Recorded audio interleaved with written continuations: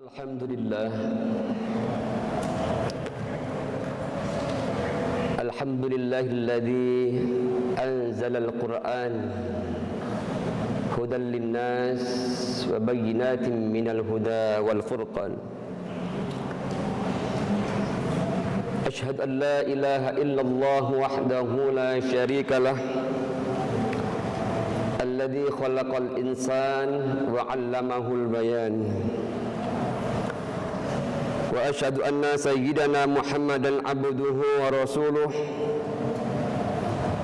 khataman nabiyyin ila akhiriz zaman. Allahumma salli wa sallim wa barik ala sayyidina Muhammad wa ala alihi wa sahbihi al-kiram. Amma ba'd, fa ya ibadallah, usikum wa iyaya bitaqwallah, faqad fazal muttaqun. Qala Allah subhanahu wa ta'ala fil Qur'anil Karim wa huwa asdaqul qailin. A'udzu billahi minasyaitonir rajim. Wa laqad yassarnal Qur'ana lidzikri fahal mim muddakir. Wa qala ta'ala fi ayatin ukhra, a'udzu billahi minasyaitonir rajim. Ar-Rahman 'allamal Qur'an. Shadaqallahul 'azim wa shadaqa rasuluhul karim. Wa nahnu 'ala dzalika minasy syahidin wasyakirin walhamdulillahi rabbil alamin. Ma'asyiral muslimin, jamaah salat Jumat rahimakumullah. Bersyukur kita senantiasa sebagai orang yang beriman untuk terus menerus kita munajatkan kehadirat Allah Subhanahu wa ta'ala. Sebagai makhluk yang memiliki keistimewaan, yang memiliki kekhasan, kekhususan, hingga akhirnya manusia didaulat oleh Allah menjadi khalifah di muka bumi, menggiring kita, membawa kita. Akhirnya ada tugas-tugas penting yang siogianya menjadi catatan kita. Kita bersyukur kepada Allah Subhanahu wa ta'ala pada siang hari yang berbahagia ini, di suasana yang indah ini, Allah masih memperkenankan kita untuk kembali menghadapnya, terutama dalam melaksanakan ibadah salat fardu Jumat ini. Mudah-mudahan Allah Subhanahu wa ta'ala terus mengalirkan beragam anugerah dan nikmatnya, hingga akhirnya kita manusia semakin lama semakin terlihat kebermanfaatannya. Salawat dan salam kepada baginda Rasulullah Muhammad sallallahu alaihi wasallam. Allahumma salli wa sallim wa barik alaihi. Mudah-mudahan dengan salawat dan salam yang sering kita lantunkan membuat kita semakin tersadarkan bahwa kita ini adalah umat dari seorang nabi yang kaya dengan teladan, hingga akhirnya kita harus betul menjaga kualitas kita, kualitas dalam berfikir, kualitas dalam bersikap, kualitas dalam mengelola pikiran, mengelola masa depan, hingga akhirnya ketika Allah menyebut kuntum khaira ummah ukhrijat linnas, engkau adalah umat yang terbaik yang dikeluarkan bagi umat manusia, kita mendapatkan prestasi dan prestise itu karena kita menjadi umat Rasulullah akan menampilkan nilai-nilai keunggulan, nilai-nilai kemajuan, dan dengan itu kita akan punya kontribusi kita buat peradaban. Insya Allah sikap-sikap terbaik dan unggul itu membuat kita nanti di yaumil akhir dicintai Rasulullah, diakui sebagai umat Rasulullah, dan mendapatkan syafaat beliau. Amin ya rabbal alamin. Ma'asyiral muslimin, jamaah salat Jumat rahimakumullah yang berbahagia. Kalau pada surah Ar-Rahman ada sebuah ayat yang diulang-ulangi sampai lebih 30 kali, yaitu kalimat ayat fabi ayyi ala rabbikuma tukadziban. Di surah sebelumnya ada surah Al-Qamar, ada juga sebuah ayat yang diulang-ulangi kurang lebih 4 kali, yaitu ayat a'udzubillahi minasyaitonir rajim walaqad yassarnal qur'ana lidzikri fahal mim mudzakir. Jamaah rahimakumullah yang berbahagia, pada surah Al-Qamar ini, ayat ini mengawali cerita tentang umat-umat yang dalam sejarah umat itu tercatat sebagai umat yang mengalami kebobrokan, ketertinggalan, kedangkalan dalam bidang akidah dan etika serta moralitas. Kaum itu adalah kaum Ad, kaum Samud, kaum Lut, dan kaum atau orang-orang yang berada pada pengikut Fir'aun. Walaqad yassarnal qur'ana lidzikri fahal mim mudzakir. Ayat itu mendampingi kisah-kisah dari umat yang tragis itu. Umat itu bukan umat yang bodoh. Zaman Nabi Saleh itu umatnya sudah begitu piawai dalam arsitektur, hingga akhirnya gunung-gunung dipahat jadi bangunan yang begitu kokoh.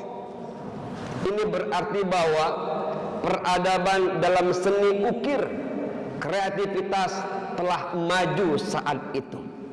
Tapi ternyata ada sesuatu yang kemudian membuat kemajuan itu dinilai sebagai awal dari kehancuran umat itu. Kaum Ad, kaum Samud, kaum Nabi Lut, kaum Sodom, di mana mereka menghalalkan perilaku, perbuatan menyukai orang yang sejenis. Dan kaum atau umat atau orang-orang yang berada dalam pengikut Fir'aun, di mana mereka kuat tapi berbuat penuh dengan kezaliman. Kisah-kisah itu diikat dengan kalimat ayat walaqad yassarnal qur'ana lidzikri fahal mim mudzakir. Sesungguhnya kami telah memudahkan Al-Qur'an untuk menjadi peringatan. Fahal mim mudzakir. Maka adakah di antara manusia yang mau mengambil pelajaran? Jamaah rahimakumullah yang berbahagia, Al-Quran merupakan kitab suci wahyu Allah yang dikenal memiliki banyak nama, dan salah satu nama yang terkenal adalah Al-Quran dengan makna Al-Huda. Quran sebagai guidance, sebagai pedoman, sebagai petunjuk. Jangan sampai ada bangsa maju tapi gagal fokus dalam pedoman. Banyak negeri-negeri yang kaya, negara-negara yang kuat, tapi mengalami kehampaan diri, hingga di negeri itu ada terjadi konflik dan terjadi kesalahpahaman dalam orientasi masa depan.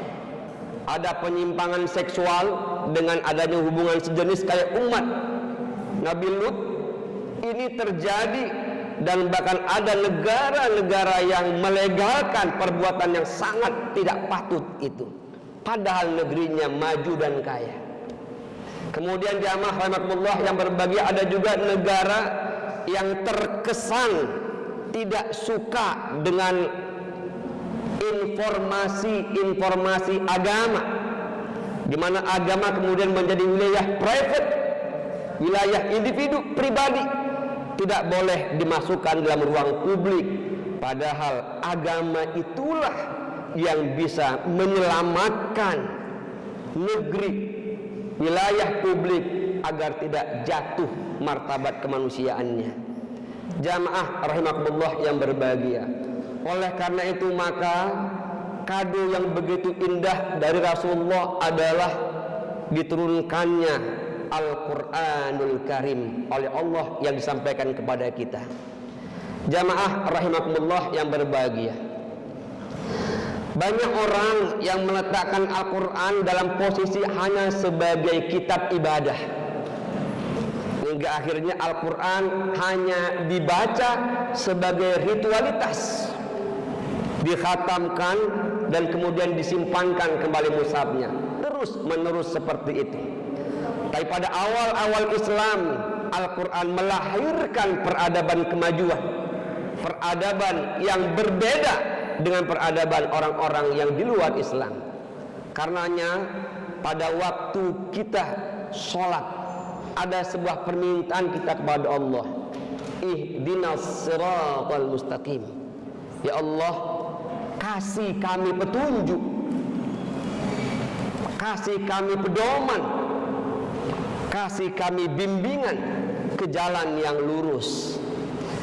Jamaah rahimakumullah yang berbahagia, Allah Subhanahu wa ta'ala telah menganugerahkan kepada kita sebuah nikmat yang merupakan puncak anugerah Allah, Ar-Rahman, Allamal Quran. Allah yang Maha Pemurah, dan anugerah pertama yang Allah sampaikan adalah Allah menyatakan Allamal Quran. Allah telah mengajarkan Al-Quran. Jamaah rahimakumullah yang berbahagia. Lalu mengapa kemudian umat yang berkitab suci Al-Quran ini belakangan tidak begitu banyak punya daya tawar, hingga akhirnya umatnya justru ada yang dicurigai sebagai teroris di negeri lain? Kenapa? Karena umat ini tidak punya wibawa di luar sana. Umat ini tidak menunjukkan daya saing dan daya unggulnya di sana, hingga akhirnya orang seharusnya tak patut merendahkan umat yang unggul ini. Jamaah rahimakumullah yang berbahagia. Oleh karena itu maka sebagai umat yang beriman, kita harus mengintrospeksi ada apa dengan kita terhadap Al-Quran itu.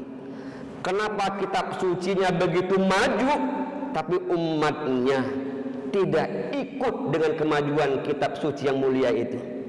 Jamaah yang berbahagia, untuk menjadikan kita sukses dalam mendapatkan petunjuk terhadap Al-Quran itu, setidaknya ada 3 syarat yang harus kita perhatikan. Syarat itu kita kenal dengan 3 H. H yang pertama adalah hati. Orang yang mau mendapatkan petunjuk dari Al-Quran itu harus benar hatinya, harus suci hatinya.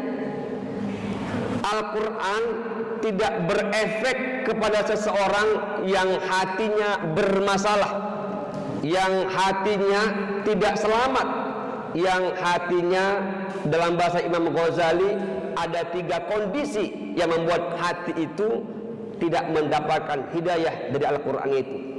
Hati itu adalah pertama, hati yang sakit, bagaikan cermin. Cermin hanya memantulkan cahaya jikalau pertama cermin itu adalah cermin yang bersih, cermin yang bening. Cermin yang kotor itu takkan memantulkan cahaya yang indah kembali. Jadi kalau hati kita itu ibarat cermin, maka kalau ia ingin memantulkan cahaya kembali, dan cahaya itu adalah hidayah Allah, maka harus dibersihkanlah cermin itu sebersih-bersihnya. Jamaah rahimakumullah yang berbahagia, karenanya Quran tak begitu memberikan dampak buat orang yang di hatinya ada kesombongan, ada keterputusasaan, ada kedengkian, ada kemalasan, ada rasa tidak sayang dengan yang lain.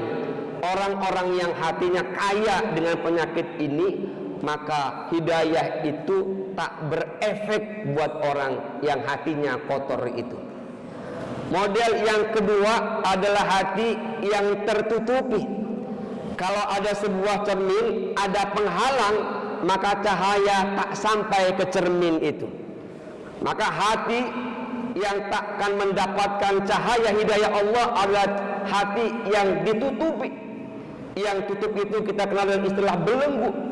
Ada belenggu budaya, belenggu tradisi, prinsip-prinsip yang keliru, hingga akhirnya orang tak mendapatkan lagi petunjuk dari Allah Subhanahu wa taala.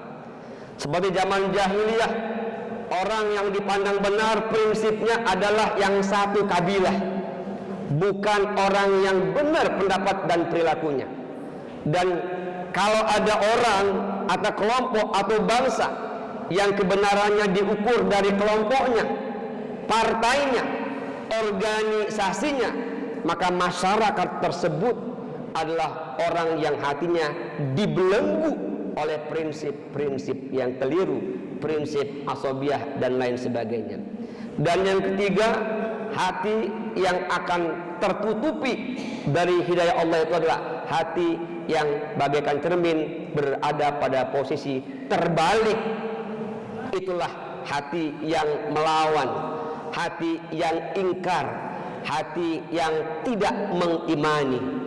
Jamaah rahimakumullah yang berbahagia, apapun kondisi hati kita, buanglah ketiga hal itu jikalau kita ingin mendapatkan petunjuk Al-Quran dari Allah Subhanahu wa taala. Jadilah hati yang senantiasa bening dan bersih. Syarat yang kedua adalah head, kepala. Dalam hal ini maksudnya adalah nalar. Orang yang mau menjadikan Al-Quran sebagai hidayahnya adalah orang yang setelah hatinya bersih, dia harus siap untuk menggunakan nalarnya, pikirannya. Betapa dahulu ulama-ulama kita mensponsori kemajuan umat manusia. Di tangan ulama-ulama kita era emas telah lahir. Ada yang ahli optik, ada yang ahli astronomi, ada yang ahli kedokteran seperti Ibnu Sina dalam Al-Qanun fi Tibb, ada yang ahli filsafat seperti Ibnu Rus. Yang lewat itu kemudian Eropa Barat mengalami kemajuan setelah mereka belajar dari pikiran-pikiran rasional yang dikembangkan oleh ulama-ulama Islam. Jamaah rahimakumullah yang berbahagia, oleh karena itu andai umat ini adalah tidak punya etos dan semangat untuk menggali wawasan dan ilmu pengetahuan, maka Al-Quran tidak akan membuat bangsa itu menjadi bangsa yang modern, yang unggul dan maju. Ini adalah syarat yang kedua, yaitu umat itu, manusia itu harus umat yang kreatif dalam berpikir. Yang terakhir, jamaah rahimakumullah yang berbahagia, adalah hand, tangan, maksudnya adalah amal soleh. Jamaah rahimakumullah yang berbahagia, Al-Quran tidak akan berefek kepada manusia jikalau umatnya itu miskin dalam amal, malas dalam berkreativitas. Kita punya segudang ajaran baik, setriliun aliran hikmah, tapi ternyata dalam prakteknya untuk di jalan saja banyak orang yang justru membuang sampah di tengahnya. Padahal agama kita oleh Rasulullah diajarkan ciri orang yang beriman itu diantaranya adalah membuang duri dari tengah jalan. Tapi banyak praktek justru orang membuat onar dan hal-hal yang bisa terganggunya jalan di tengah-tengah orang. Jamaah rahimakumullah yang berbahagia, karena itu maka jikalau kita ingin menjadikan diri kita menjadi orang dan insan yang mudah untuk menggapai Al-Quran sebagai kitab untuk menjadi kemajuan kita, maka tiga syarat ini harus kita perhatikan dengan baik. Sucikan hati kita sebagai insan yang beriman. meningkatkan energi nalar kita sebagai umat yang maju, yang mudah-mudahan zaman kini harus kita raih dengan keunggulan ilmu dan pengetahuan. Dan yang terakhir, jamaah rahimakumullah yang berbahagia, mari kita amalkan ajaran agama yang mulia ini. Sungguh andai sedikit saja ajaran Al-Quran dan sunnah Rasul itu kita amalkan, maka dunia ini akan punya banyak masalah yang dapat diselesaikan, yang kini terkadang yang tak jadi masalah pun justru dipermasalahkan.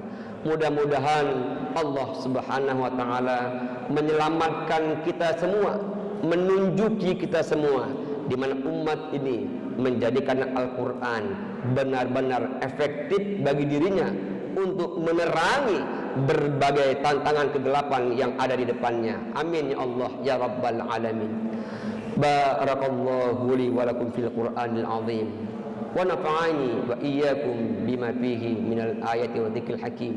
Aqulu qawli hadza fastaghfiruh innahu huwal ghafurur rahim.